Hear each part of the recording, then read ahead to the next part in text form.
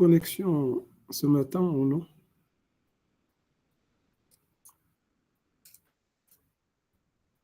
Donc, ce n'est pas un problème général? Oui, monsieur Kaymanushka. Voilà, parce que là, je me connecte de mon téléphone, donc je n'ai pas pu accéder sur mon retour. Alors, j'espère que tout le monde arrivera donc à se connecter. Alors, l'écran, il est partagé également? Oui, monsieur. Alors, on va continuer sur les directives. Donc, je reviens juste au slide où j'avais donc résumé les directives. Alors, pendant la séance précédente, donc nous avons présenté les directives d'une manière générale, puis on a commencé à traiter la première et la deuxième directive. Donc, la première, comme elle est présentée sur le diapo, c'est de produire selon le rythme de la demande du client. Il fallait donc respecter le takt time. Ça signifie que le temps de cycle de chaque processus dans la chaîne doit être inférieur ou égal au takt time. Et donc, on a passé à la deuxième directive qui consiste à mettre en place un flux continu à chaque fois qu'il est possible. Alors, c'est le point sur lequel on s'est arrêté la séance précédente. Alors, je vais donc reprendre rapidement ce que nous avons déjà vu par rapport à cette deuxième directive, puis je passe donc à la troisième, puis à la quatrième, à la cinquième, puis à la dernière. Alors, on va y aller vers le flux continu. Alors, c'est juste, je rappelle ce que nous avons déjà vu. Alors, on va mettre le flux continu, ça signifie que chaque opération, il va se faire directement sans interruption. Ça veut dire, lorsqu'on va réaliser une opération, on va passer directement à la deuxième sans interruption. Et qui dit sans interruption, soit sans attente, et également sans mettre un stock intermédiaire entre la première étape et la deuxième étape. Donc, il n'y aura pas une interruption. Alors, nous avons également précisé qu'il faut instaurer un flux continu pour quelques opérations. Ça veut dire qu'on va commencer par, ce n'est pas toute la chaîne de production, on va le faire pour quelques opérations. Si ça marche très bien, on va faire des améliorations sur cette configuration pour la rendre meilleure. Par exemple, en améliorant le temps de changement de fabrication par rapport à ces opérations, en formant le personnel qui va travailler ou là, en mettant à leur disposition un mode opératoire plus clair qui va l'aider donc à faire son travail facilement et correctement. Alors, si on arrive donc à le faire dans les meilleures conditions, donc on peut passer pour généraliser, ça veut dire le regroupement des opérations, mais sous condition de respecter le takt time. Ça veut dire le temps des opérations qui ont été regroupées, il ne doit pas dépasser le takt time. Alors, c'est ça ce que nous avons vu. Et juste un exemple à ce niveau-là. Donc, vous voyez qu'il y a trois processus, le A, le B et le C. Et chacun, il a un temps de traitement de 10 minutes.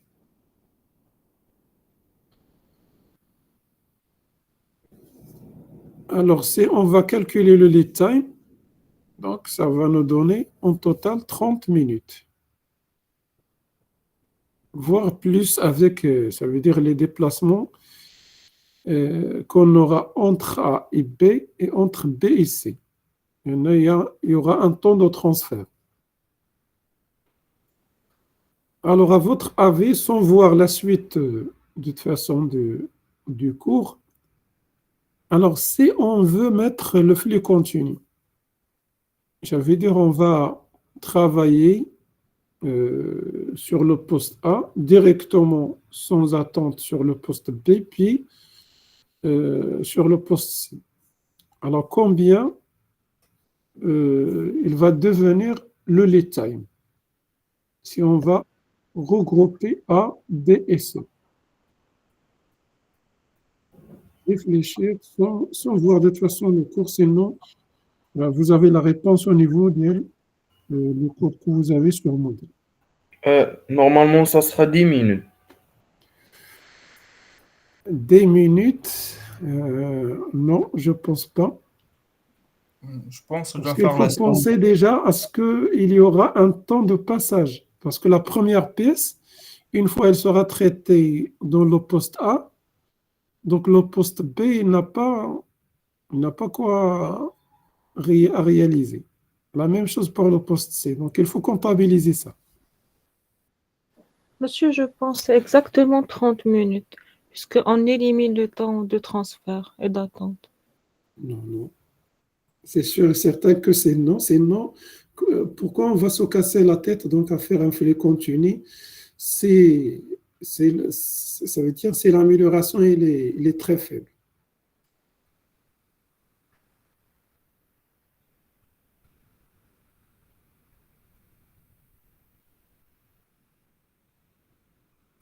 Donc, s'il vous plaît, connectez-vous avec vos emails institutionnels.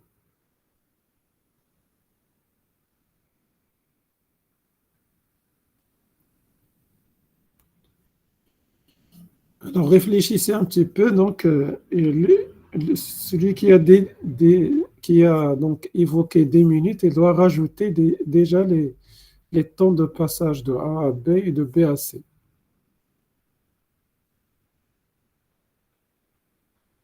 Donc, faites juste une petite simulation. Ça veut dire... Monsieur, 15 minutes. Non, c'est moins. 13. Je pense 13. Maintenant, vous allez faire une petite simulation.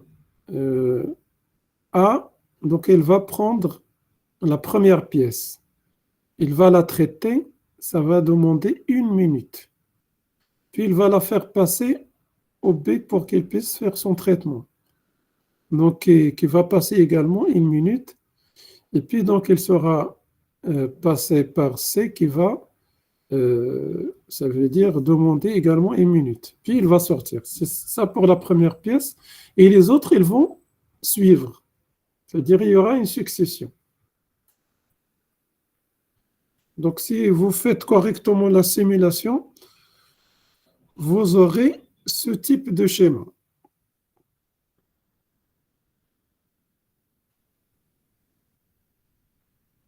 Alors, la première, une fois elle va passer, pour le poste A, pour le poste B, elle va devenir, ça veut dire il y aura un traitement comme ça, puis il va passer au poste C.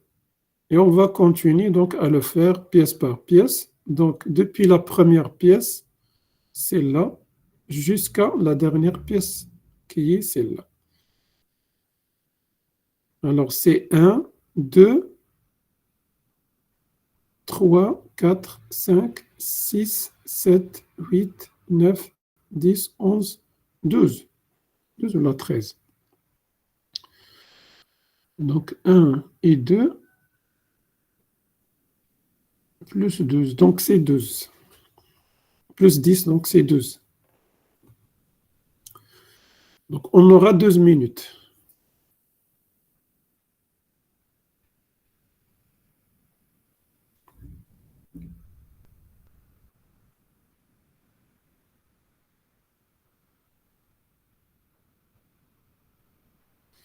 Donc, vous voyez, avec un flux continu, donc on arrive donc à réduire le temps, le lead time, d'une manière significative.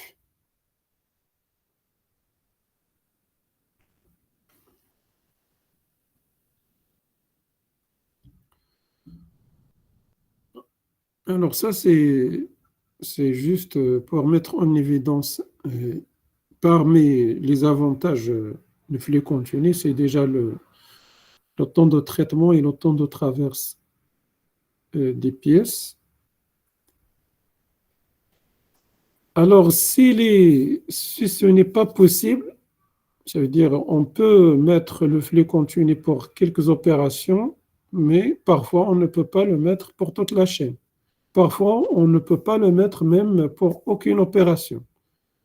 Alors, si ce n'est pas possible, donc il y aura la possibilité d'aller vers un autre système donc alternatif et qui va nous orienter vers la troisième directive. Donc, on va établir un système de flux tiré. Donc, si le flux continu, il n'est pas possible totalement ou partiellement, donc on peut aller vers la mise en place d'un système de flux tiré.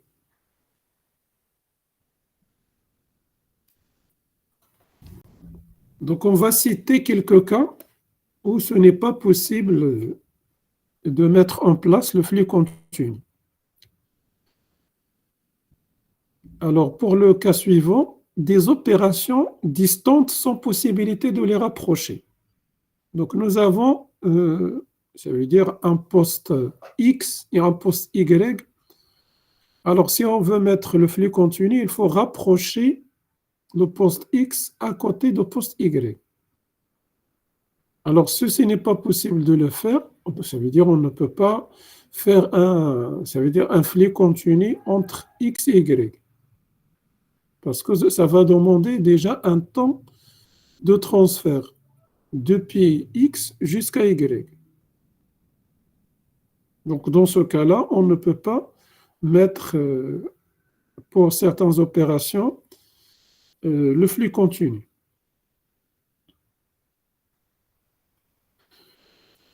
Deuxième exemple,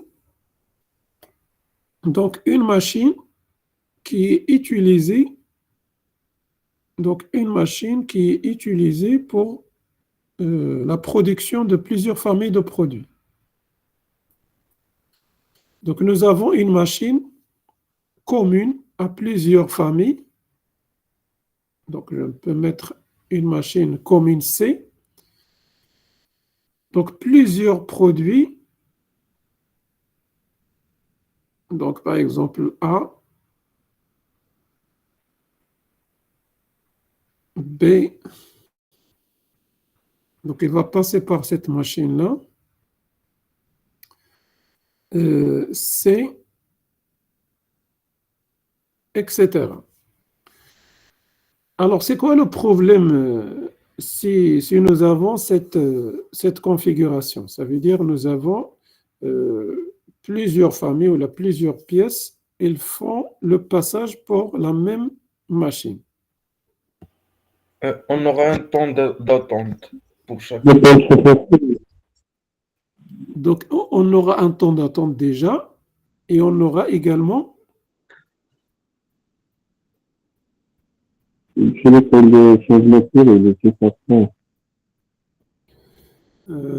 ما سمعتكش مزيان لأن الصوت ماشي واضح. قيل الميكرو عندك. flux continu pour un gamme ما نقدروش نأشوغيوها بالجام أخرى. علاش؟ Ça veut dire qu'il faut préciser tout simplement. C'est ça la réponse. Mais pourquoi?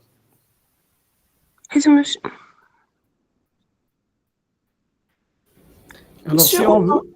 On aura un temps de changement de série, non?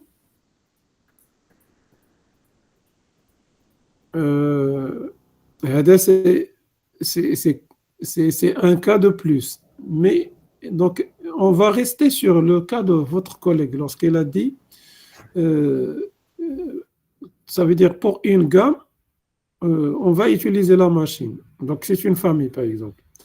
Pour une deuxième gamme, on va utiliser la machine. Alors, si on veut mettre le flux continu qui va assurer la gamme A, est-ce qu'on a la possibilité d'utiliser la même machine avec un flux continu pour assurer la gamme B? Non.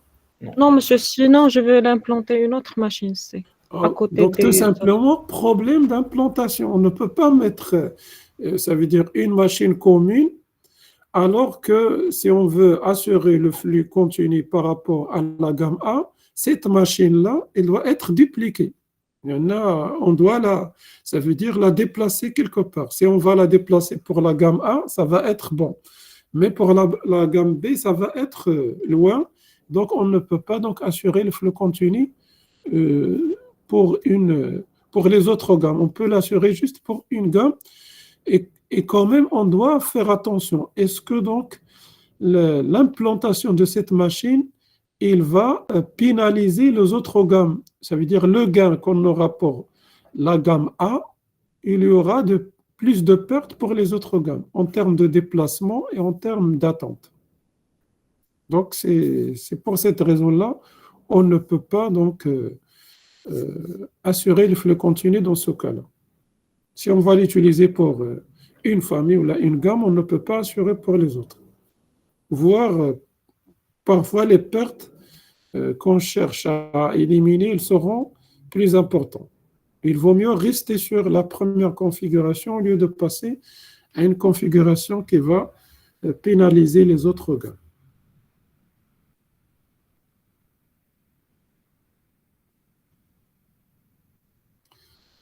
Donc, juste pour effacer ce que j'avais mis. Également, on ne peut pas faire un flux continu si c'est une opération ayant donc un délai. Donc, j'utilise le stylet. Une opération ayant un délai d'exécution important ou trop variable. Donc, si nous avons une opération qui demande plus de temps, ça veut dire ayant un temps de cycle plus important, ou parfois même plus variable, ça veut dire parfois petit, parfois plus grand, alors ça va pénaliser, ça veut dire on ne peut pas assurer un flux continu. Et une fois on arrive à cette opération, un temps d'attente important va être, ça veut dire va se passer.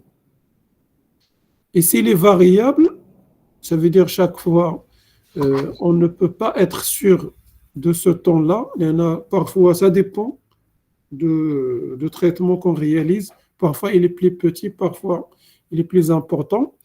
Alors, si on le fait, cette opération, il est parmi d'autres opérations, alors ce n'est pas possible de faire le flux continu. Il y aura un temps d'attente, et qui dit un temps d'attente, on va stocker. On ne peut pas donc mettre un flux continu. Donc, avant cette opération, les pièces, les encours, ils vont rester en attente. Et également, les processus suivants, ils vont attendre la sortie de cette opération. Donc, on ne peut pas assurer un flux continu. Donc, toujours, il y aura une interruption. Et également, on ne peut pas faire un flux continu, c'est les opérations qu'on a regroupées, elles dépassent le takt time. Si on va dépasser le takt time, c'est déjà un vrai problème.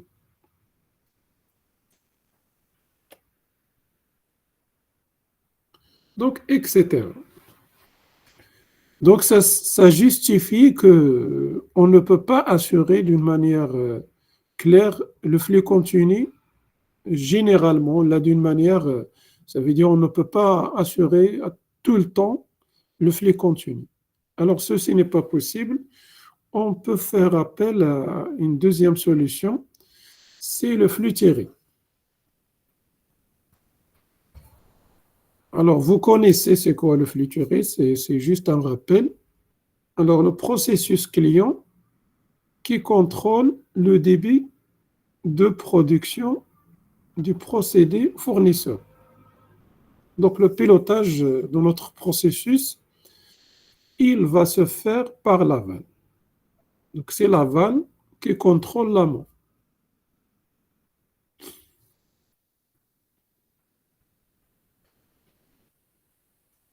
Alors, ça, c'est le principe. Ça veut dire on va y aller vers le flux tiré. Alors, comment? Nous avons deux possibilités. Le flux tiré avec des pots de stockage, donc ce qu'on appelle également un supermarché. Donc, le dépôt de stockage, donc l'équivalent de ce dépôt de stockage, c'est un supermarché. Il est plus proche même de la notion de supermarché. Et nous avons une deuxième possibilité, le couloir FIFO, donc qui va travailler selon le principe de first in, first out. Donc la première pièce qui entre, c'est celle qui va sortir. De toute façon, vous connaissez ces techniques. Donc il y a le FIFO, il y a également d'autres, lesquels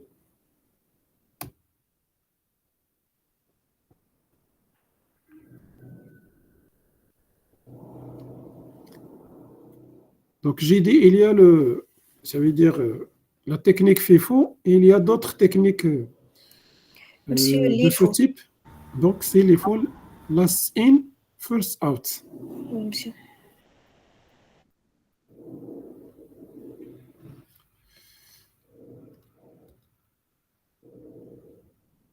Donc je vais ignorer.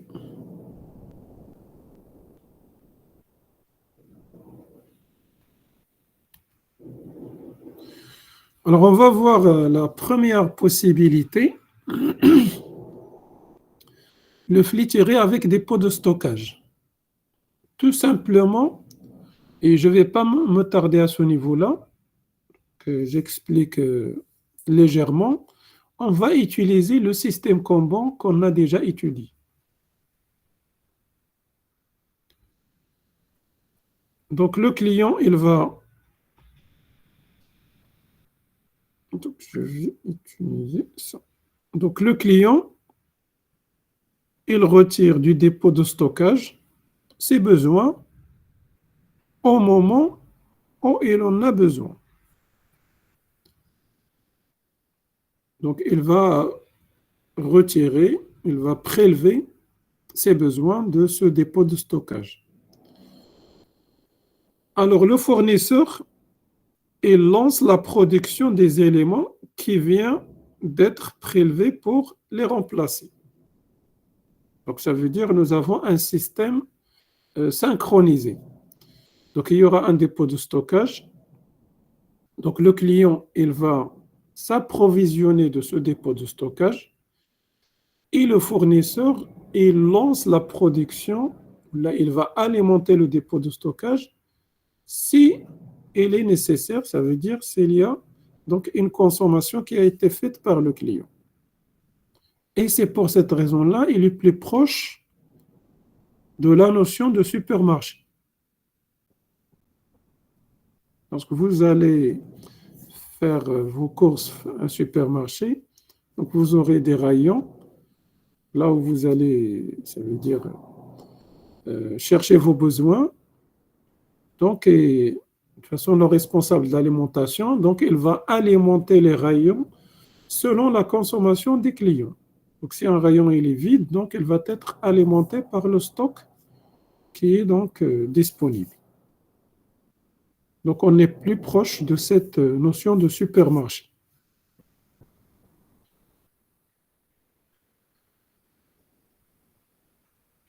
Alors, c'est quoi le vecteur d'information qui va assurer cette organisation de la production? C'est l'étiquette Kanban qui va informer le fournisseur de la demande du client. C'est notre carte Kanban.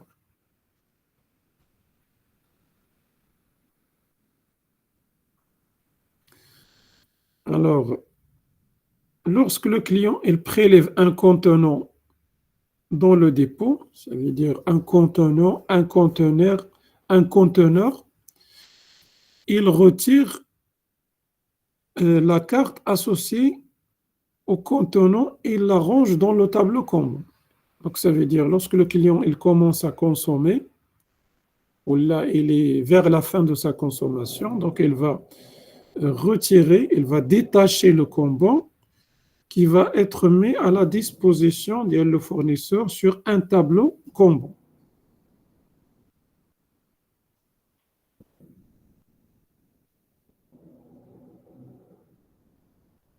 Donc là, je fais juste un rappel de ce que nous avons déjà vu par rapport au chapitre de la méthode combo. Alors, le fournisseur consulte régulièrement ce tableau pour savoir la consommation et détermine ce qu'il doit produire. Donc, nous avons déjà vu ça. Donc, selon le tableau, donc le consommateur, le fournisseur, il va travailler et même il va gérer la priorité en fonction de l'état de chaque combo. Donc, comme nous l'avons déjà évoqué avec le système de couleurs, le rouge, le vert et l'orange.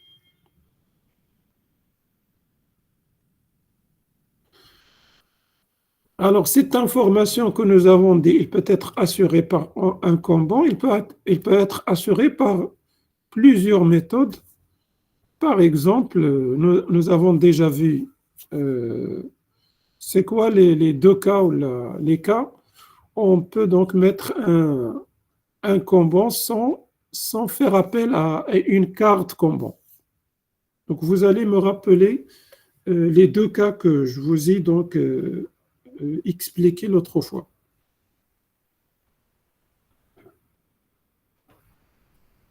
Monsieur, vous pouvez répéter? Donc, j'ai dit la carte combo, il assure l'information. Donc, le client, il va informer le fournisseur de ses besoins à travers la carte. Donc, il y a la possibilité d'utiliser le système combo sans utiliser une carte. Donc, j'ai déjà expliqué deux cas. Donc, vous allez me les rappeler tout simplement. Ça veut dire, sans faire appel à la carte combo, on va faire passer l'information, mais le client vers le fournisseur.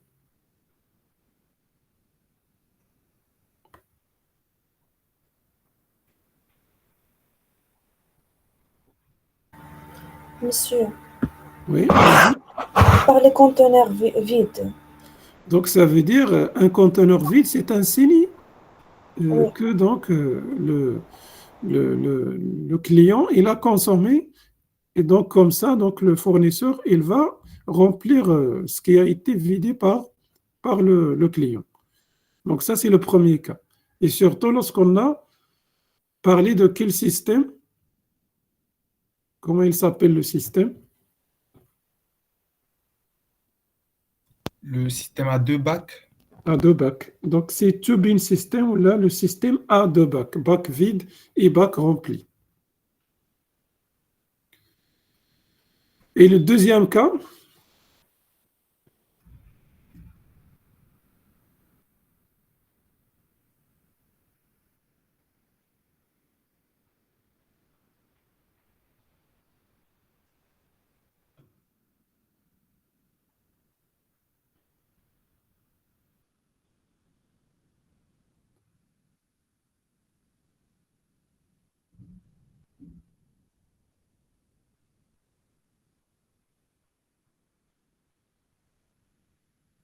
il y a donc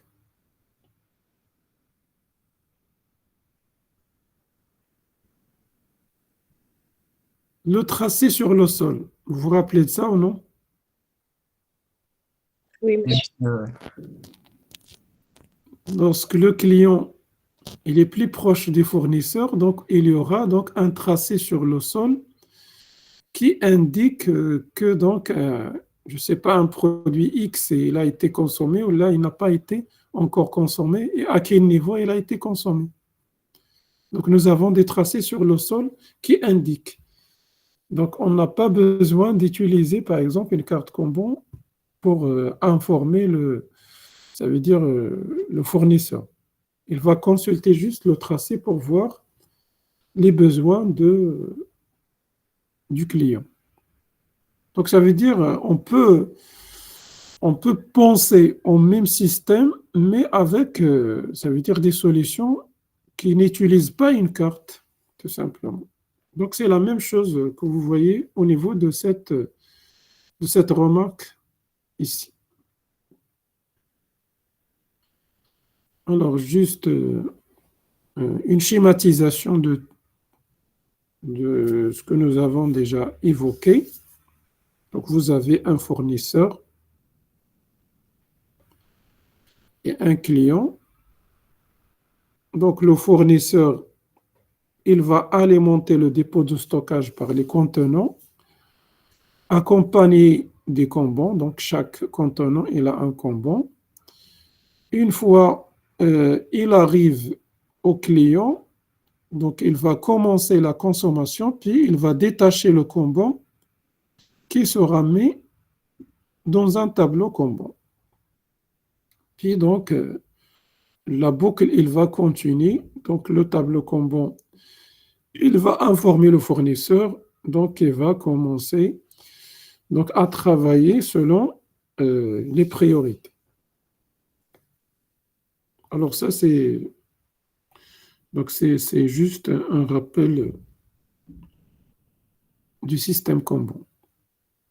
Alors, ça, c'est la première solution. Alors, si on veut... Monsieur, oui, monsieur, s'il vous plaît, lorsque le client va consommer ce qu'il y a dans le conteneur, est-ce que lorsqu'il va mettre l'étiquette Kanban dans le tableau, il va le poser selon le besoin, c'est-à-dire la couleur dans le tableau? mais si la couleur dans le tableau, alors déjà, on a traité ça, ça veut dire nous avons déjà un dimensionnement qui a été fait au كل partie فيها la couleur ديالها. Donc ça veut dire lorsqu'on va déposer, on va commencer le bas vers le haut. Ça veut dire une fois il consomme, il va déposer ce qui a été consommé pour la référence qui a été faite. Donc une fois il arrive à la zone orange, ça autorise la production. Si jamais il arrive à la zone rouge, ça veut dire c'est urgent, on doit commencer la production. Ça veut dire on va utiliser ce que nous avons déjà vu sur la gestion des priorités. C'est le nombre de Kanban qui va arriver. Est-ce qu'il va rester dans la zone verte? Ça veut dire on n'est pas censé même de produire. Ou là, s'ils vont arriver à la zone orange, qui autorise la production, ou là, si jamais on aura un problème, ça veut dire qu'il arrive à la zone rouge. Donc, ça veut dire on est proche de la rupture de stock. Donc, ça va commencer même le bas vers le haut, lorsqu'on va poser les Kanban pour chaque référence. C'est ce que nous avons déjà vu. D'accord, monsieur, j'ai compris. Alors, ça, c'est le schéma, ça veut dire qu'il peut résumer. Mais sur la VSM, lorsqu'on veut schématiser ça, on peut faire appel à un petit schéma très simple. Donc, on va mettre le poste fournisseur, le poste client, entre les deux, donc un dépôt de stockage.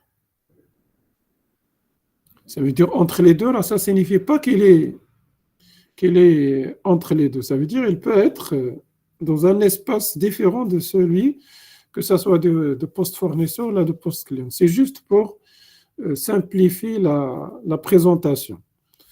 Donc, nous avons un dépôt de stockage qui a été donc schématisé, c'est normalisé de toute façon. Donc, il est ouvert du côté du poste fournisseur. Alors, nous avons la possibilité d'utiliser deux cartes. Surtout, on fait appel à ça lorsque le client et le fournisseur, ils ne se trouvent pas sur le même espace. Ça veut dire il y a un dépôt de stockage dans un endroit, le fournisseur dans un autre endroit, et également le client fournisseur. Donc, il est il a une distance, il n'est pas à côté du fournisseur. Alors, on va utiliser deux types de cartes. Une carte qui indique la production, donc son symbole, c'est comme ça veut dire qu'il n'est pas assuré. Et il y a une deuxième carte assurée, c'est une carte de prélèvement. Alors, le poste fournisseur, il va recevoir la carte de production qui lui indique qu'est-ce qu'il faut produire. Donc, une fois il arrive, donc vous voyez les pointillés, une fois il arrive au processus fournisseur, il va la consulter, puis il va commencer à répondre. Puis donc, il va transférer le produit vers le dépôt de stockage.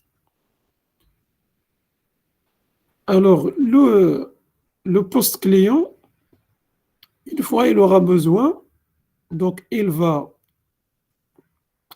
envoyer un combo de prélèvement. Et cette fois-ci, il va s'approvisionner. Et généralement, ce n'est pas lui qui va faire ça. Donc, il y a l'alimentateur, il y a le cariste qui va s'assurer de ce travail. Alors, il va prendre l'étiquette de prélèvement, puis il va consulter le dépôt pour chercher son produit, puis donc il va être livré vers le poste client. Donc, on aura deux étiquettes. Étiquette de production, étiquette de prélèvement. Ça veut dire sur la VSM, lorsqu'on va mettre en place un système Kanban avec dépôt de stockage, un système affilié avec un dépôt de stockage, on va mettre ce schéma-là entre le fournisseur et le client.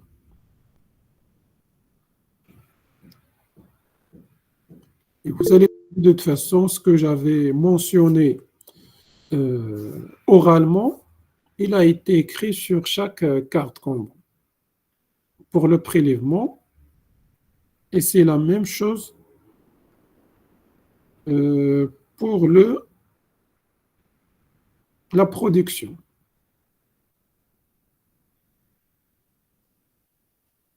Donc, c'est pour indiquer le Kanban de production, c'est pour indiquer au fournisseur de produits le lot demandé, donc une carte associée à ce contenant. Donc, il va assurer la gestion des cartes, ça veut dire il va prélever, ça veut dire imaginer que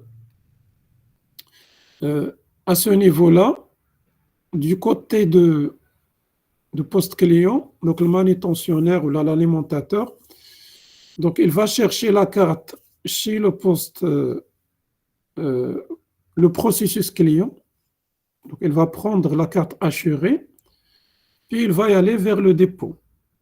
Il va trouver qu'il y a donc un produit, ça veut dire le produit demandé. Qu'est-ce qu'il va faire? Il va détacher le Kanban de production, puis donc il va mettre le Kanban de prélèvement. Puis donc il va acheminer le contenant vers le processus client. Puis la carte Kanban qui a été retirée, la carte Kanban de production qui a été retirée du contenant, donc il va être acheminé vers le poste client, le poste fournisseur. Donc je répète. Donc la première étape, par exemple, on va imaginer que donc il y a un besoin côté client. Donc il va se faire à travers une carte Kanban assurée. C'est-à-dire il va demander un produit X avec son Kanban. Alors, qui va assurer ça? C'est l'alimentateur. L'alimentateur, il va visiter avec la carte qui a été libérée par le poste client. Il va visiter le dépôt de stockage. Il va chercher le produit. Et donc, il va détacher le Kanban de production. Et il va trouver sur le le contenant un combo de production. Il va le détacher, puis il va mettre un combo de prélèvement, puis il va acheminer le contenant vers le processus client. Puis donc, c'est la même chose pour informer le processus fournisseur. Donc, il va mettre à la disposition de ce processus fournisseur la carte Kanban de production. Donc, je ne dois pas dire que il va la mettre sur le tableau Kanban. Donc, c'est sûr qu'on va utiliser donc, un espace qui va recevoir les Kanban. Donc, il va la mettre à sa disposition dans le tableau Kanban. Donc, c'est le poste fournisseur qui va consulter son tableau, puis donc, il va produire ce qui est demandé. Donc, la boucle, il va se faire comme ça. Alors, le Kanban de production, il va rester dans cette boucle, ici. Je ne sais pas, est-ce que vous voyez ce que je suis en train de dessiner. Et le Kanban de prélèvement, il va rester dans cette boucle.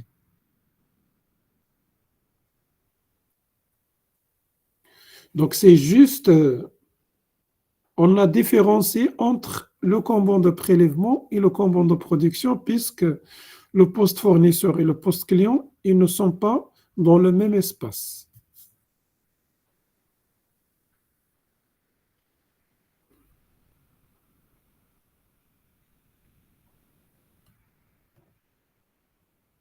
Alors, est-ce que c'est clair? Voilà, c'est le même système, c'est juste on a évoqué la possibilité d'avoir deux types de Kanban.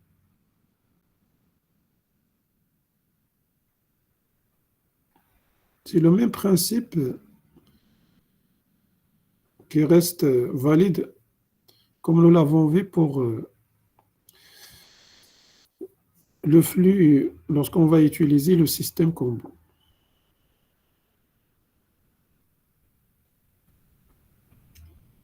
Est-ce que c'est clair? Oui, monsieur. De toute façon, vous allez revenir sur le schéma à tête reposée pour voir de près ce que je suis en train d'expliquer. Et la même chose, vous pouvez revenir sur le cours pour voir des détails. Alors, c'est ça la première solution. Donc, ça veut dire c'est un flux tiré avec un supermarché ou un dépôt de stockage. Alors, c'est quoi la deuxième solution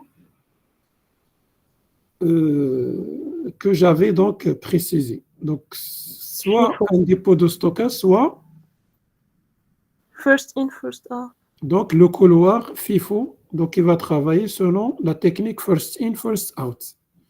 Donc, la première pièce qui va être produite, elle va être, ou là, qui va être prélevée, c'est celle qui va être consommée.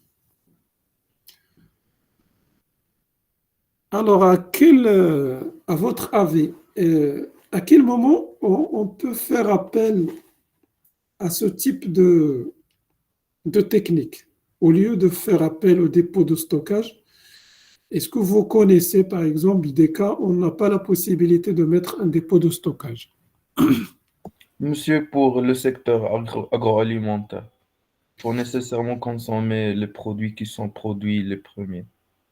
Donc, ça veut dire, généralement, on ne peut pas dire qu'on ne peut pas mettre le dépôt de stockage, mais généralement, puisque la date de validité, il peut être, ça veut dire très serré, on ne peut pas donc mettre un dépôt de stockage comme ça. Donc, il fallait mettre la solution du couloir FIFO. First in, first out. Comme ça, on va respecter la date de validité. Oui?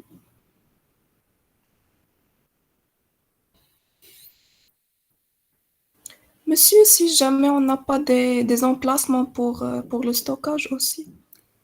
Donc, si nous n'avons pas de l'espace suffisant vraiment pour mettre un dépôt de stockage, oui. Ou là, si les pièces, elles sont encombrants. Ça veut dire nous avons des pièces de grande taille, ça veut dire on ne peut pas imaginer un dépôt de stockage pour ces pièces-là. Donc, ça veut dire des cas où on n'a pas la possibilité de mettre un flux tiré avec des pots de stockage. Donc, vous avez déjà cité 2 exemples. Donc, c'est la même chose que vous allez trouver à ce niveau-là. Soit nous avons un problème pour avoir un dépôt de stockage. Donc, ça. Donc, difficulté d'avoir un dépôt de stockage. Par exemple, nous avons un nombre de variétés très important. Donc, ça veut dire que nous avons beaucoup de variétés. Et s'il faut mettre ça dans un dépôt de stockage, c'est très difficile de le gérer. Ou comme je l'avais signalé également, c'est la taille des pièces, elle est importante. Ou là, même si nous n'avons pas la possibilité de réserver un dépôt de stockage, nous n'avons pas de l'espace.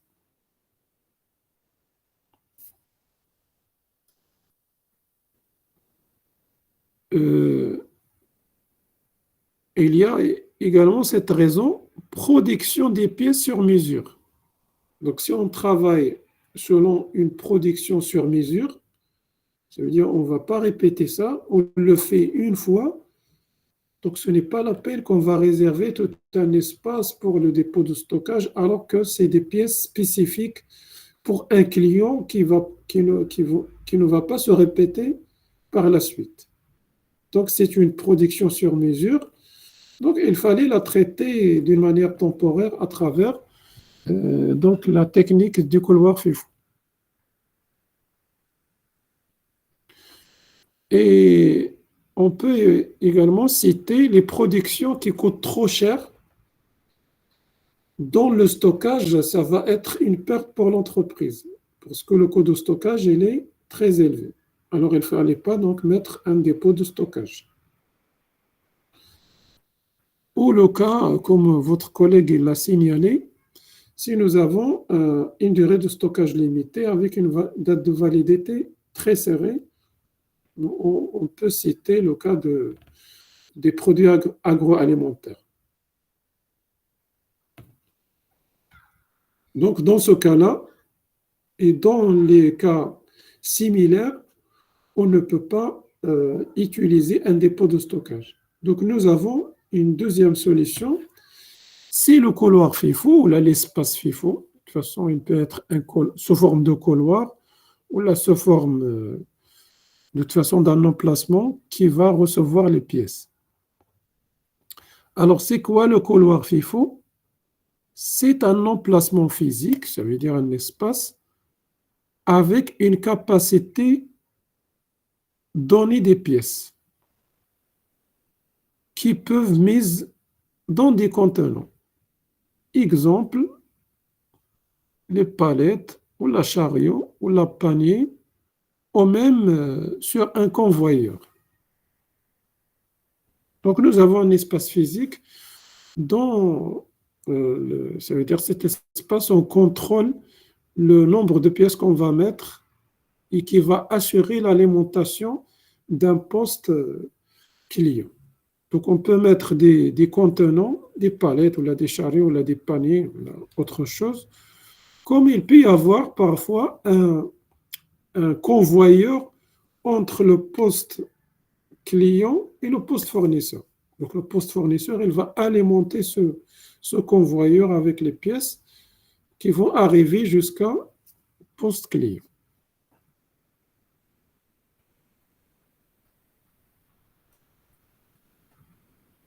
Alors, les caractéristiques de ce couloir FIFO, c'est que c'est un couloir avec une capacité maximale. Et on est dans le flux tiré. On ne peut pas donc stocker avec n'importe quelle quantité. Donc, il y aura un stock max. Une fois ce stock max il est atteint, donc le poste fournisseur, il va arrêter la production. Si jamais donc son rythme il est un petit peu rapide par rapport au poste consommateur ou au poste client, donc une fois il arrive à la capacité maximale déjà définie dans ce couloir FIFO, il faut donc arrêter sa production. Donc, on est toujours dans le flux tiré, mais avec ça veut dire avec une technique de first in, first out.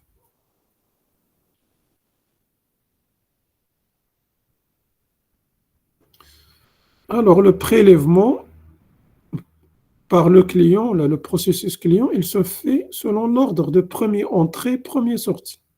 Donc, c'est la règle FIFO.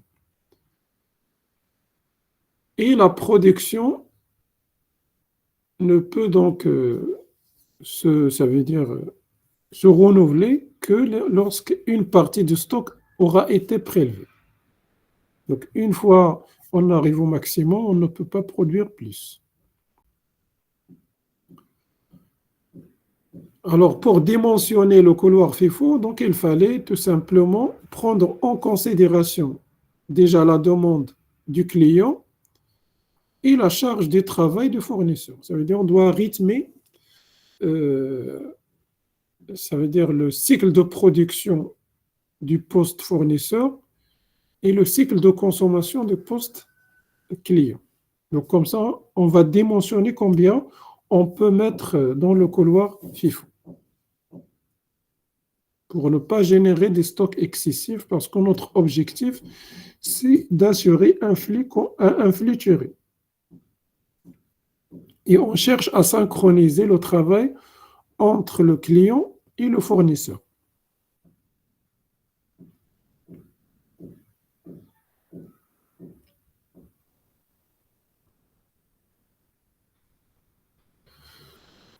Alors ça, c'est le principe général. Ça veut dire qu'il y aura un espace entre le fournisseur et le client qui va être alimenté par le fournisseur, qui va être consommé par le client, donc avec une synchronisation entre les deux et avec une capacité maximale.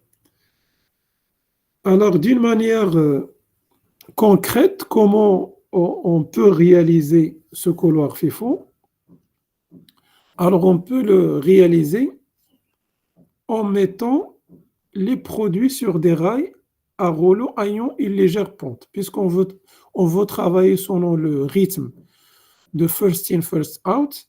Ça veut dire on va mettre des rails avec un rouleau et avec une pente légère. Comme ça, le premier qui va faire sa sortie, il va glisser pour se positionner premier à côté du poste ou là du sens du poste client. Donc, le poste fournisseur pose le produit en haut du rail pour progresser dans la file jusqu'à se mettre à la disposition du poste client. Alors ça, vous pouvez l'imaginer, mais voilà un exemple. Donc, vous voyez donc un rack avec un positionnement, avec une pente dans ce sens-là. Donc, là, le fournisseur, il va alimenter dans ce sens. Donc, le premier qui va être alimenté, c'est celui-là. Donc, il a été glissé jusqu'à cette position. Donc, c'est le premier, puis le deuxième et le troisième. Alors, le client, il va commencer à consommer le premier, puis il va passer au deuxième et au troisième.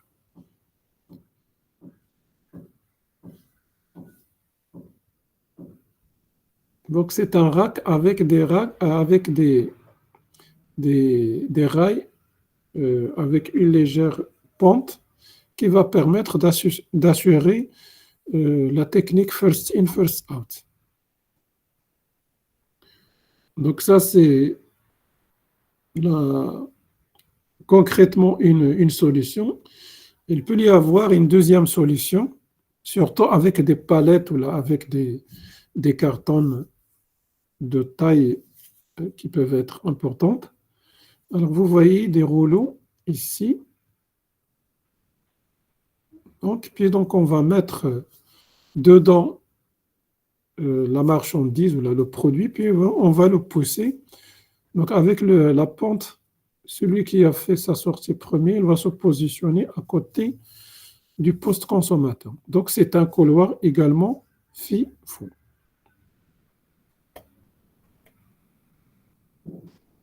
Monsieur, Alors, monsieur, c'est ici où on applique le principe le principe de production, on le reproduit pas jusqu'à ce que on a un prélèvement de stock. ça veut dire on ne va pas reprendre la production une fois nous avons atteint la capacité maximale. Donc ça veut dire ce n'est pas une fois on va mettre un produit, il fallait s'arrêter jusqu'à ce que l'autre il va le prendre. Non, ça veut dire lorsqu'on va mettre le couloir FIFO, on va mettre une capacité maximale. Cette capacité maximale, c'est elle qui va obliger le poste fournisseur de ne pas produire pour ne pas générer des stocks excessifs. Merci, monsieur. ماشي ديك لا كيستيون ديال لو tracé sur le sol. Non, هذا c'est une autre solution qui n'est pas la même que celle du tracé sur le sol. Alors, il peut y avoir plusieurs, pratiquement, là, dans la pratique sur le terrain des entreprises industrielles, il peut y avoir plusieurs techniques et solutions qui vont concrétiser la technique du couloir FIFO. Sur ça veut dire sur la VSM, lorsqu'on va indiquer un couloir FIFO, c'est tout simplement, il fallait mettre ce petit schéma. Donc, c'est deux traits en parallèle avec l'indication du maximum. Alors, le fournisseur, il va alimenter le couloir et si on atteint 30 pièces, il va s'arrêter. Alors, le client, il va consommer ce qui a été mis sur le couloir.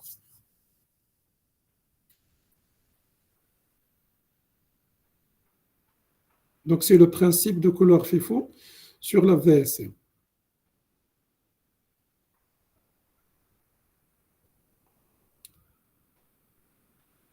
Alors, une fois on arrive à la fin de la troisième directive, on va prendre une pause, comme ça va vous permettre de me suivre par la suite.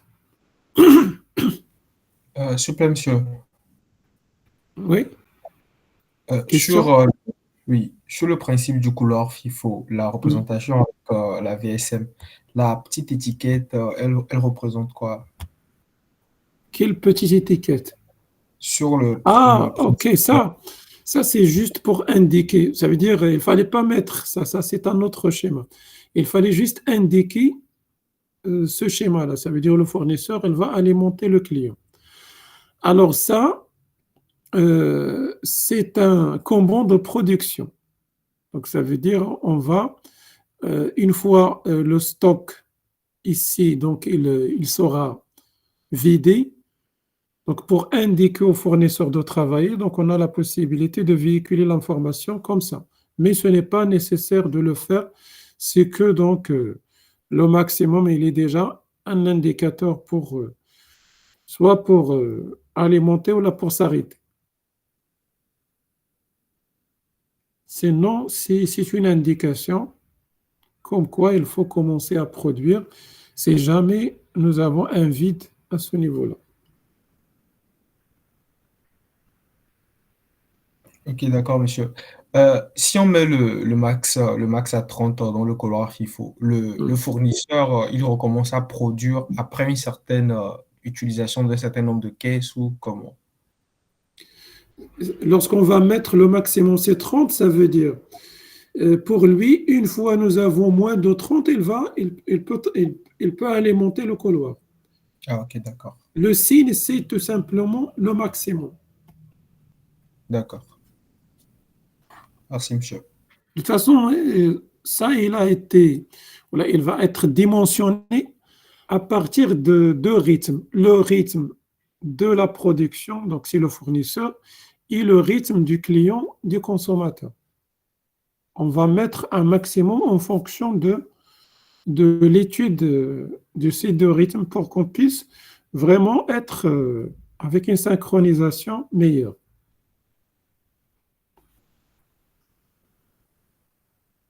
Bien compris.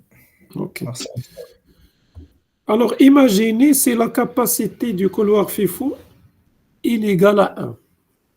Alors, on va revenir sur notre fameux système avec une production de one piece flow. Donc, on va travailler avec le système de one piece flow. Donc, si jamais on ne peut pas vraiment réaliser le flux continu, ça va être la meilleure solution après le flux continu, c'est de travailler avec one piece flow. De toute façon, on est dans le flux continu commun. Donc, s'il constitue une bonne alternative, si le flux continu n'est pas possible. Alors, est-ce que c'est clair cette remarque? Monsieur, il y a une question dans le chat. Je ne consulte pas le chat.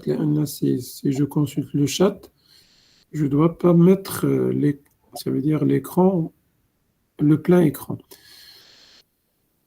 Donc, celui qui est conservé, on l'a ignoré. De toute façon, celui qui veut poser sa question, il la pose oralement.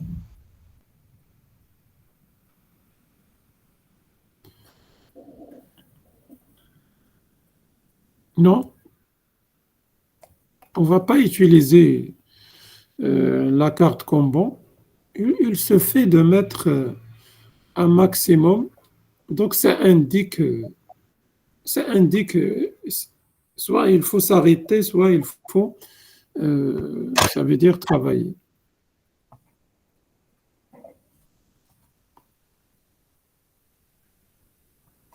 Généralement, non. Donc, il peut y avoir des cas spécifiques, mais généralement, ce n'est pas, on ne va pas utiliser les cartes combo dans ce cas-là.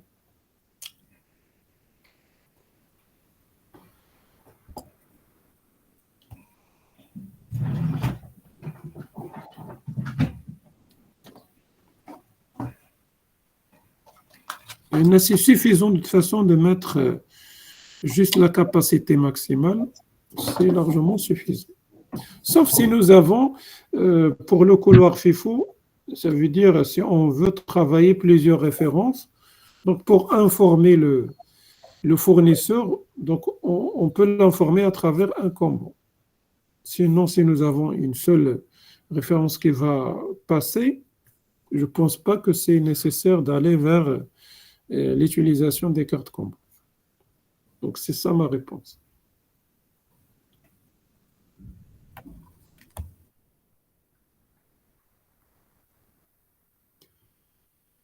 Alors, on arrive à la fin de la troisième directive. Donc, on a appliqué donc la première, la deuxième, jusqu'à la troisième. Alors, ce qui nous intéresse au niveau de la quatrième, c'est une fois nous avons appliqué la deuxième et la troisième directive, on a la possibilité de lier les processus de production. Ça veut dire chaque poste et chaque maillon de la chaîne de production, il va être lié. Et là, vous allez imaginer que chaque processus, il travaille selon, soit d'une manière continue avec le processus précédent, ou là, soit il va travailler avec, selon donc, le flux tiré ou là, les couloirs FIFO. Donc, vous allez voir qu'il y a une relation. Ils sont liés. Alors, dans ce cas-là, il est possible de piloter la chaîne. Ça veut dire, vous allez considérer toute la chaîne de production qui est constituée de plusieurs postes comme une seule entité. Et comment on va la considérer comme une seule entité? On va la piloter d'un seul processus. Donc, c'est le processus qu'on va étudier dans la 4e directive, c'est le processus régulateur. C'est celui qui va piloter la chaîne et toute la chaîne. Ça veut dire celui qui va imposer le rythme de production. Donc, c'est le pacemaker et on va le traiter après une petite pause de 15 minutes, s'il vous plaît. Donc, il est 11h10, donc 11h25, Inch'Allah, donc on va reprendre. C'est bon? Ok.